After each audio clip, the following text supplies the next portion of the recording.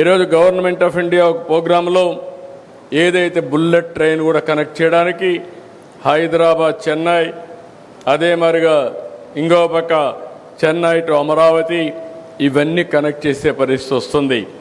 ఇవి వస్తే ఒక పక్క రోడ్డు ఉంది, రైల్వే కనెక్టివిటీ వస్తుంది, ఇంకో పక్క ఎక్సలెంట్ భూములు ఉన్నాయి, అన్నింటికంటే బ్రహ్మాండంగా పనిచేసే వ్యక్తులు కూడా ఉన్నారు.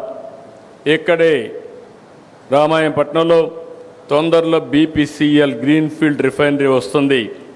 ఇంకో పక్కన క్రిబ్కో గ్రీన్ ఎనర్జీ వస్తుంది. ఇలాంటి ఇన్ఫ్రాస్ట్రక్చర్ ప్రాజెక్ట్స్ అన్నీ కూడా పెద్ద ఎత్తున వస్తాయి.